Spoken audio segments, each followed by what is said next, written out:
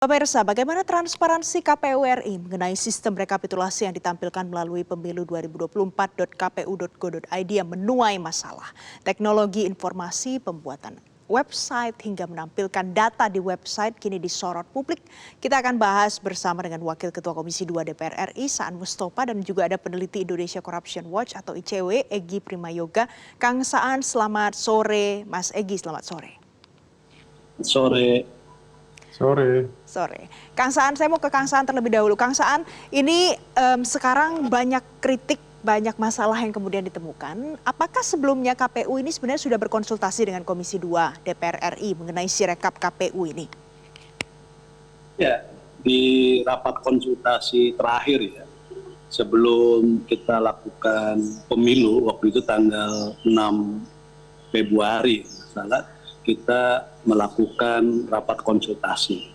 Dan salah satu yang kita bahas terkait dengan soal rekapitulasi suara.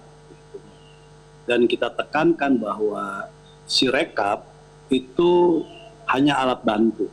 Karena memang tidak punya payung hukum. Karena undang-undang pemilu kita masih menggunakan rekapitulasi manual yang berjenjang. Nah, karena Sirekap alat bantu, maka waktu itu kita jangan jadikan sebagai alat untuk rekapitulasi resmi. Nah, kita sudah menegaskan itu di rapat konsultasi tanggal 6 Februari waktu itu. Dan yang kedua juga dengan kondisi kita hari ini, realitas kita hari ini, di mana sebagai alat bantu yang pada kenyataannya bukan membantu. Jadi sekali lagi, dia alat bantu rekapitulasi, tapi pada kenyataannya dia tidak membantu. Kenapa tidak membantu? Karena banyak sekali problem terkait dengan Sirekap. Di awal Sirekap dimulai, itu problemnya sudah besar, sudah banyak sekali. Semua angka-angka yang ada di Sirekap itu menimbulkan banyak pertanyaan. Jadi kredibilitasnya bahkan di level tertentu di bawah antar caleg itu menimbulkan kegaduhan juga. Ada caleg yang sudah merasa menang gitu karena suaranya belasan ribu gitu kan.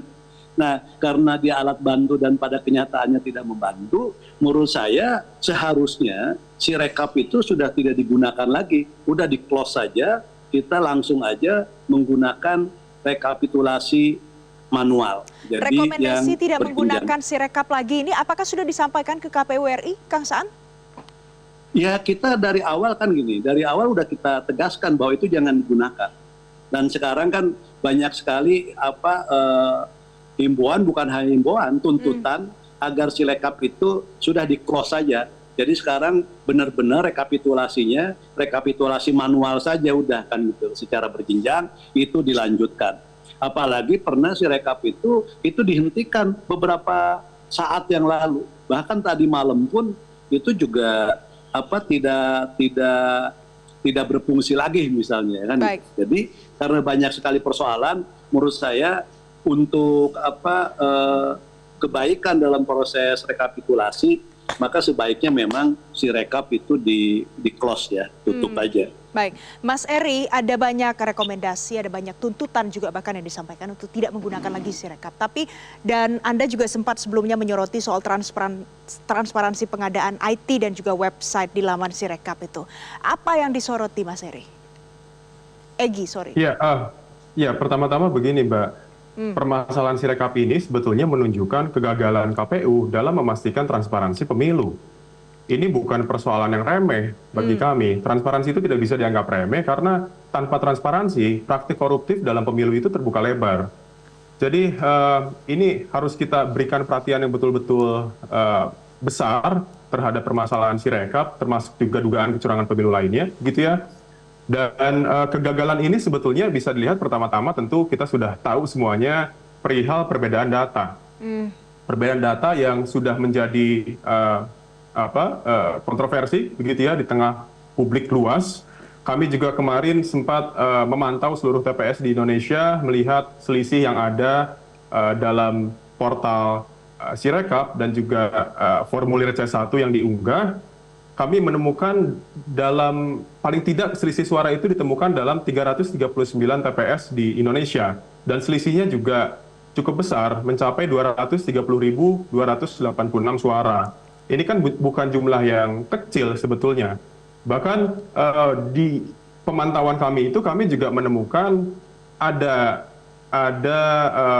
suara yang lebih besar dibanding suara yang diunggah dalam yang dicatat dalam formulir C1 dan itu terjadi di masing-masing paslon. Jadi paslon 01, paslon 02, paslon 03 semuanya juga suaranya bertambah begitu ya. Tapi dalam pantauan kami yang paling besar adalah paslon 02 itu mencapai 47,70% suara yang lebih besar jumlahnya yang tercantum dalam portal Sirekap. Jadi ini pada akhirnya menimbulkan kebingungan dan juga informasi yang tidak akurat kepada publik. Baik. Itu kan sebetulnya bukan hal yang remeh gitu ya. Kita harus betul-betul perhatikan hal itu. Jadi apa tuntutan permintaan transparansi pengadaan ini ke KPU? Ya, begini, ini kan alasannya ada perbedaan data karena permasalahan sistemnya katanya, begitu ya. Permasalahan sistemnya yang katakanlah tidak bisa membaca tulisan tangan secara maksimal, begitu ya, ataupun alasan lain. Tapi pertanyaannya adalah kenapa kalau sistemnya belum siap, kenapa KPU menggunakan itu? Begitu itu kan harusnya diuji coba sejak awal apakah layak atau tidak sehingga hasilnya tidak menghasilkan kekisruhan seperti sekarang yang diakibatkan oleh ketidakakuratan data yang muncul dalam portal Sirekap begitu. Kita sekarang menerimanya adalah soal sistem, tapi kita tetap menjaga kecurigaan kita. Jangan-jangan permasalahannya juga bukan cuma di dalam sistem, tapi juga perencanaannya, anggarannya, pengadaannya, dan sebagainya yang memang buruk sejak awal. Jadi itu yang harus kita periksa. Oke, Kang Saan, ini tadi yang disampaikan Mas Eri ini mungkin sudah dikoordinasikan sebelumnya dengan Komisi 2 DPR RI oleh KPU, tapi sejauh ini bagaimana komunikasinya, Kang, sebelum digunakan Sirekap ini? Soal transparansi pengadaan, kemudian anggarannya, bagaimana Kang Saan? Ya, kita kan di situ kan sudah terkait dengan anggaran pemilu secara keseluruhan ya. Karena DPR memang menyetujui anggaran secara keseluruhan terkait dengan soal pemilu. Ada pileg dan juga ada pilpres. Plus anggaran untuk kalau ada 2 putaran, kan itu yang disepakati. Nah, dari 70 sekian triliun itu kan turunannya salah satu digunakan dalam kerangka untuk IT-nya, teknologi informasinya, dalam hal ini Sirekap. Nah, kita sudah wanti-wanti ya terhadap